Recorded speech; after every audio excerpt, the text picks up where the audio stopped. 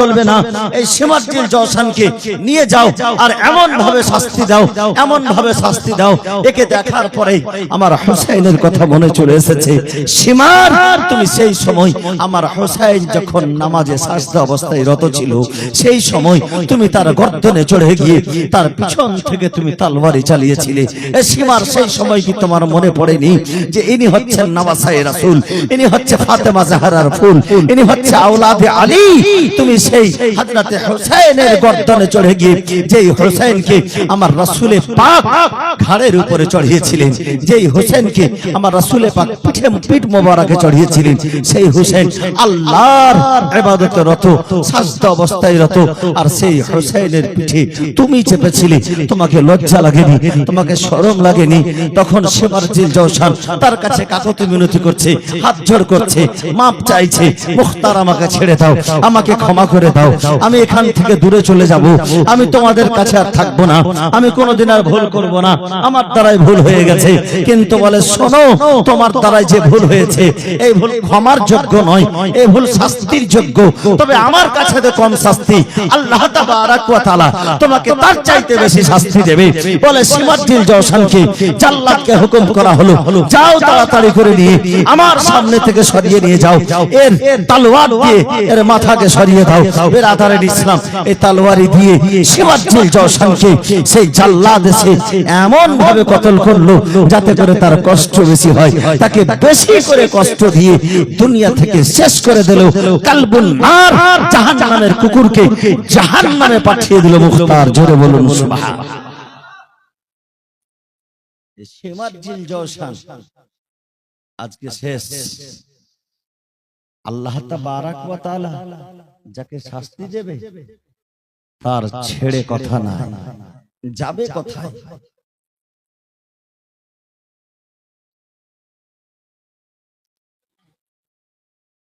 হযরত ইবনে হাজার মাক্কি রাহমাতুল্লাহ আলাইহি বলেন যে আলোচনা করছে একজন বয়স্ক হয়ে গেছে 65-66 হিজরি সনে, একটা একটা করে ধরছে আর কতল করছে মুখতার। সেই সময়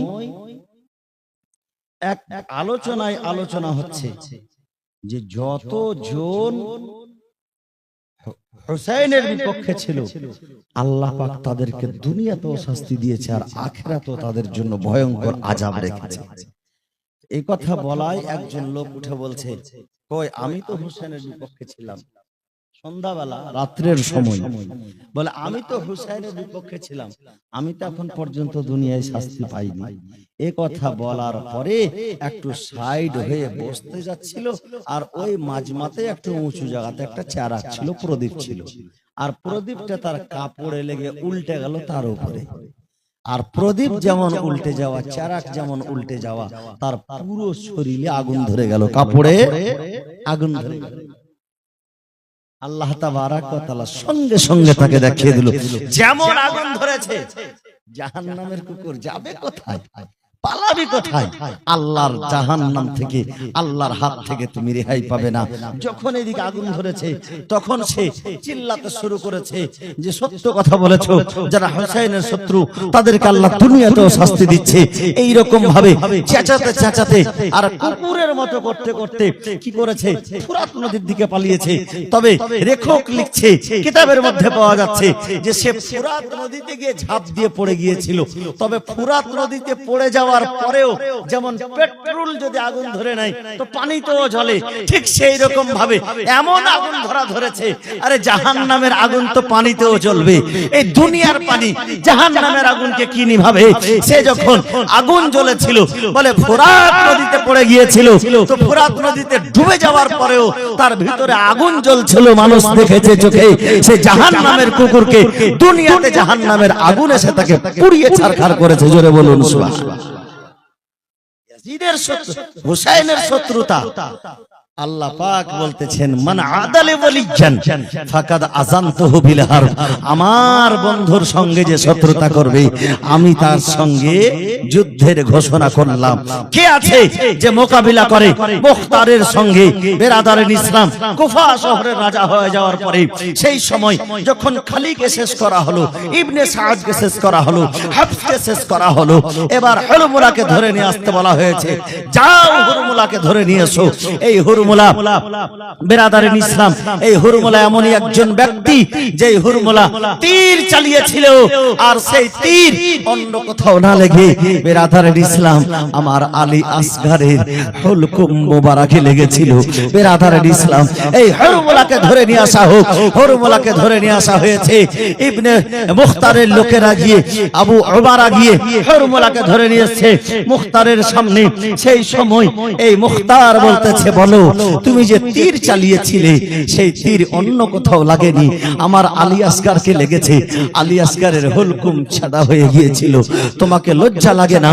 তুমি একজন নিষ্পাপ বাচ্চার গলায় পিপাসুক অবস্থায় ছিল, এক ফোঁটা পানি তো দেওয়া দূর কথা, তুমি সেই হযরতে কি বলে আলী আসগারকে তুমি এই কষ্ট দিয়েছো। বলো আজকে তোমার সঙ্গে কি ব্যবহার করা যায়? সে হুরমুলা বলছে, আমাকে ছেড়ে দাও, আমি ভুল মাপ চাইছি।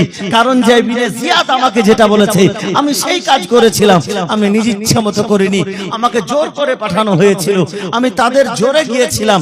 বলে সাবধান হয়ে যাও, তুমি তাদের জোরে গিয়েছিলে, যদি তুমি না যেতে তোমাকে হয়তো কেউ কিছু বলতো না, তুমি হয়তো আল্লাহর আযাব থেকে মাহফুজ থাকতে। কিন্তু শুনে রাখো এ হুরমুলা, তুমি যে কাজ করেছো তুমি এই দুনিয়াতেও ক্ষমা পাবে না, আর আখিরাতেও ক্ষমা পাবে না। এই ক্ষমা পাবে না কথা বলে সঙ্গে সঙ্গে হুকুম করে দিল, যাও তার মাথা যেন তার দেহতে দেখতে না পায়। সঙ্গে সঙ্গে জাল্লাদ ছোরা নিয়ে এসে বেরিয়ে আসলো। বেরাদারিন ইসলাম সেই হুরমুলাকেও জবাই করে জাহান্নামে নিক্ষেপ করে দিল। জোরে বলুন সুবহানাল্লাহ। একটা দুইটা নয়, এক দিক থেকে শুরু করেছে বেরাদারিন ইসলাম। এই মুখতার সাকাফি বলে কাউকে ছেড়ে দেওয়া হবে না, কাউকে মাফ করে দেওয়া হবে না। বেরাদারিন ইসলাম শেষ পর্যন্ত এদিকে ইবনে জিয়াদ, এই পাপী ইবনে জিয়াদ কত বড় দুষ্ট দুরাচার, এই যখন ভেবেছে যে উপায় তো নাই, তখন এও কিন্তু ফোরাত নদীর কিনারে ওই মুসল নামক দেশে গিয়ে, মুসল নামক স্থানে গিয়ে 30,000 পেয়াদা সৈন্য কিনে সেখানে গিয়ে বসে আছে। নাকি এ কিন্তু সৈন্য নিয়েছিল, মানে ফোর্স নিয়েছিল সৈন্য। কিন্তু ফোর্স নিয়ে থাকলেও মুখতার সাকাফি কোমর কষে কসম খেয়েছে একটাকেও ছাড়বে না, একটাকেও ছাড়বে না। মুখতার সাকাফি আবু ওমারাকে বলছে, ইবনে জিয়াদের খবর পাওয়া গেছে? বলে আকা পাওয়া গেছে। সে ফোরাতের কিনারায় মুসাল নামক দেশের ওখানে সে কিন্তু 30,000 সৈন্যর সঙ্গে আছে। বলে সে 30,000 সৈন্যর সঙ্গে আছে, তোমরাও ফোর্স তৈরি করো, ফোর্স রেডি করো, ফোর্স রেডি করে তোমরা যাও। যতক্ষণ পর্যন্ত ইবনে জিয়াদকে আমার কাছে না আনবে ততক্ষণ পর্যন্ত আমার কলিজা ঠান্ডা হবে না। আল্লাহু আকবার। এই মুখতার সাকাফি এখন পর্যন্ত কিন্তু খুব কারনামা দেখিয়ে যাচ্ছে। বেরাদারিন ইসলাম ইবনে সাদ, ইবনে জিয়াদ সেইখানে কিন্তু বাবা মার সেই ফোরাতের কিনারে লুকিয়ে বসে আছে। এদিকে মুখতার সাকাফি বলতেছে, যাও তাকে ধরে নিয়ে আসা হোক। বেরাদারিন ইসলাম মুআজ্জাজ মুহতারাম, এইদিকে প্রায় ফোর্স রেডি করা হলো 30,000-এরও বেশি। যে 30,000 যেহেতু ইবনে জিয়াদ সেখানে সৈন্য নিয়ে আছে, ফোরাতের কিনারায় আসা হলো। বুঝতে পারছে যে সেখানে খিমা লাগিয়ে রেখেছে। এইদিকে মুখতার সাকাফির ফোর্স এসে উপস্থিত, চতুর্দিক থেকে তাকে ঘেরাও করেছে। বলে ছাড়া যাবে না, কিন্তু তারাও তো লোক সংখ্যায় অনেক বেশি আছে। সেই সময় কিন্তু যুদ্ধ শুরু হয়ে গেল। সেখানে যুদ্ধ শুরু হয়ে গেল। প্রথম দিন যুদ্ধ পার হয়ে গেল, তারপরে প্রথম দিন পর্যন্ত কেউ কাউকে পেরে উঠতে পারছে না, কিন্তু আল্লাহ তাবারাক ওয়া তাআলা ইন্তেকাম নিচ্ছে, এগুলো বদলা নিচ্ছে আল্লাহ তাবারাক ওয়া তাআলা। বেরাদারিন ইসলাম, কারবালার প্রান্তরে আমার হোসেন যদিও একাই ছিলেন, কিন্তু একাই যথেষ্ট ছিলেন। আল্লাহ তাবারাক ওয়া তাআলা সেই সময় আমার হোসেনের পরীক্ষা নিয়েছিলেন।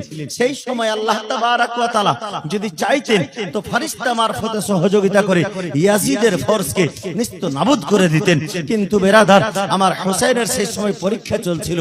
আল্লাহ তাবারাক ওয়া তাআলা ফেরেশতা দিয়ে সাহায্য করেনি, হযরত আলী কাররামাল্লাহু ওয়াজহুল কারীম সাহায্যের জন্য আসেনি, আমার রাসূল পাক সাহায্যের হাত বাড়িয়ে দেয়নি, কারণ যে আমার হোসেন আছে পরীক্ষায়। বেরাদারিন ইসলাম, কিন্তু এখন আমার হোসেন পরীক্ষায় পাস করে গেছে, আমার হোসেন পাস করে গেছে, এইবার এদেরকে বদলা দিতে হবে। আল্লাহ ইন্তেকাম নিচ্ছে। এইবার যদি এদের ফোর্স কমও থাকে তবু এদের সঙ্গে পারা যাবে না, কারণ মুখতার সাকাফি ফোর্স পাঠিয়েছে। বেরাদারিন ইসলাম, যুদ্ধ করার পরে একদিন এক রাত্রি ফুরাতের কিনারায় যুদ্ধ চলল। এখন পর্যন্ত তাকে গ্রেফতার করা হয়নি, গ্রেফতার করা হয়নি। ইবনে জিয়াদ সেই জায়গাতে রয়েছে, খুব চিন্তা ভাবনায়, উপায় নাই।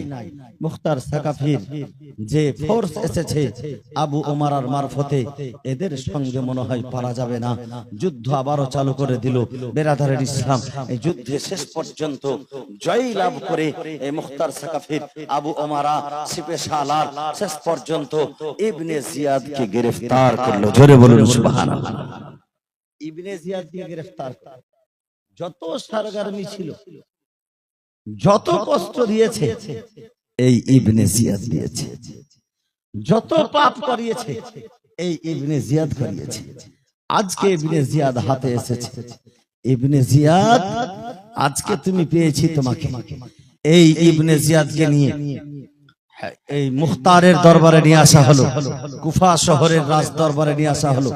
ইবনে জিয়াদকে রেখে মুখতার পুরো কুফাবাসীতে এলান করছে, ঘোষণা করছে, চলে এসো, হোসেনের শত্রুর এবার তামাশা দেখতে চলে এসো। জোরে বলুন সুবহানাল্লাহ। হোসেনের শত্রুর তামাশা দেখতে চলে এসো। ইবনে জিয়াদকে ধরে নিয়ে আসা হয়েছে। বেরাদারিন ইসলাম, এই ইবনে জিয়াদকে ধরে নিয়েছে, তার সিপাহীদেরকে জবাই করে ইবনে জিয়াদকে ধরে নিয়েছে। বেরাদারিন ইসলাম, শেষ পর্যন্ত ইবনে জিয়াদের উপরে অত্যাচার শুরু করলো। এই মুখতার সাকাফি বলছে, একে দেখলেই মাত্র আমার কলিজা জ্বলে যাচ্ছে, যতক্ষণ পর্যন্ত একে শেষ করা যাবে না ততক্ষণ পর্যন্ত আমার কলিজা ঠান্ডা হবে না। বেরাদারিন ইসলাম, এদিকে ইয়াজিদও মরে গিয়েছে, এদিকে সিমারজিল জওশানও মরে গিয়েছে, এদিকে একটা একটা করে সবকে শেষ করছে। এইবার ইবনে জিয়াদকে পেয়েছে, ইবনে জিয়াদকে ছাড়া যাবে না। ইবনে জিয়াদকে কষ্ট দেওয়ার পরে ইবনে জিয়াদকে বলছে, বলো এইবার তোমাকে কেমন লাগছে? কারবালার প্রান্তরে আমার হোসেনকে তুমি 22,000 সিপাহী দিয়ে ঘিরেছিলে, আমার হোসেনের উপরে তুমি 500 লোক ফুরাতের কিনারায় নিযুক্ত করে তুমি হোসেনের উপরে পানি বন্ধ করেছিলে।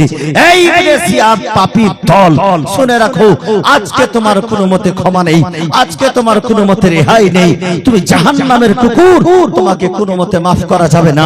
রাসূলুল্লাহ তোমার উপরে নারাজ আছে, আল্লাহ তোমার উপরে নারাজ আছে।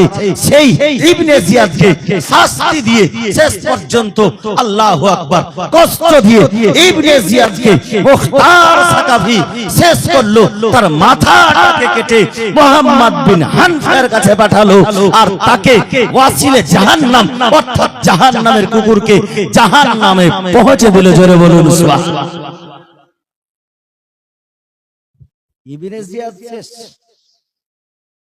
আর ইবনে জিয়াদের মাথাকে তলোয়ারের নখের উপরে উঠিয়েছিল, আগে কুফাতে ঘুরিয়েছিল। তারিখ কি ছিল? তারিখ ছিল 10 মুহররমুল হারামের দিন। তারিখটা কি ছিল? ইবনে জিয়াদকে যেদিন কতল করে 10 মুহররমুল হারামের দিন ছিল। হিজরি ছিল 67 হিজরি। কত হিজরি? 67 হিজরি সনে, মানে একটার পর একটা যুদ্ধ চালিয়ে যাচ্ছে মুখতার সাকাফি। 65 হিজরি সনে হয়েছে, 67 হিজরি সনে। 2 বছর ধরে কন্টিনিউ একটা একটা করে কুড়িয়ে কুড়িয়ে মারছে, যে যেখানে আছে ধুড়ে ধুড়ে। কোথায় আছে? কেউ ফোরাতের কিনারে লুকিয়ে আছে, কেউ গ্রাম্য এলাকায় গিয়ে লুকিয়ে আছে, কেউ গ্রাম ছেড়ে পালিয়ে গিয়েছে। সকলকে খুঁজে খুঁজে নিয়ে আসছে আর মারছে। বাহ, ঠান্ডা হয়ে গেছিল, মানে রেখেছিল, হ্যাঁ তৈরি করার পর ফ্রিজে রেখেছিল না, জিলাপি আছে সোজা সোজা। যাই হোক, এইদিকে ইবনে জিয়াদকে তো শেষ করা হলো। খুব কষ্ট দিয়েই কিন্তু মারল মুখতার সাকাফি, ছেড়ে দিল না, হুসাইনের বদলা নিচ্ছে। যখন ইবনে সাআদ আর হাফসকে মারা হয়েছিল, তো মুখতার একটি কথা বলেছিল, যদিও কথাটি প্রযোজ্য নয়, যদিও কথাটি